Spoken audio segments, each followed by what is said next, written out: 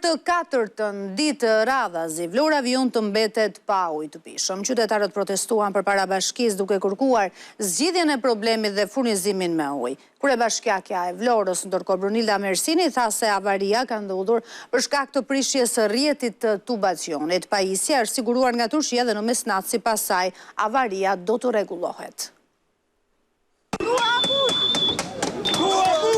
E hëna shënoi dhe ditën e katërt pa furnizim me ujë të pishëm në qytetin bregdetar të Vlorës.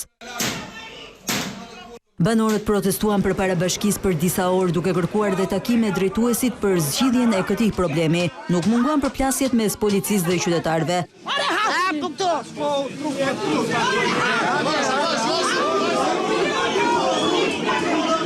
Qytetarët shprehen të revoltuar për mungesën e ujit të pishëm. Ka 4 ditë pa ujë.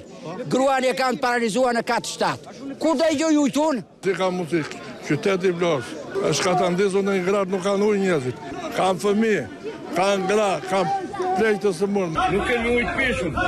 Ujë, Vlora, duam ujë! Në latë 5 ditër në kanë kritjerësa në trup!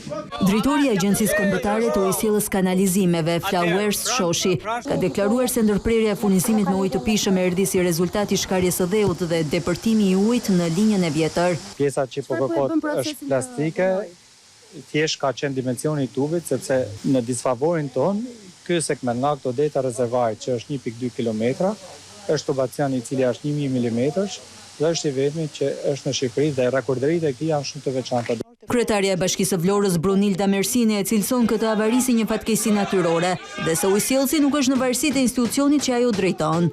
Nga ana institucionale, ujësjellsi është një ndërmarrje më vete, e cila ka një varësi nga Ministria e Infrastrukturës dhe Energjetikës dhe nga Agjencia Kombëtare e Ujësjellsit në Vlorë, por bashkia është pa diskutim për ta suportuar. Ajo thekson se është gjetur pajisja nga jashtë shtetit për t'u zëvendësuar që pritet të vijë nga Turqia dhe së shpejti do të riparohet. Ka rishkitur një pjesë e madhe kodrës, edhe me të drejtë unë mendova që kjo rishkitja e dheut quhet një fatkeqësi natyrore dhe kjo ka sjell ka çeduar në këtë pozicionin që ka tubi, pozicion gjeografik i tubit, në rreth të asaj kodre ka sjell dëmtimin aty ku tubi ka qenë instaluar. Është gjetur materiali në një fabrikë në Turqi. Në Vlorë që prej vitit 2023 ka nisur punimet për projektin e ri të rehabilitimit të rrjetit të ujësjelljes të kanalizimeve në vlerën e 16 milionë eurove. Afati për kryerjen e këtyre punimeve ka qenë 630 ditë, por ato ende nuk kanë përfunduar.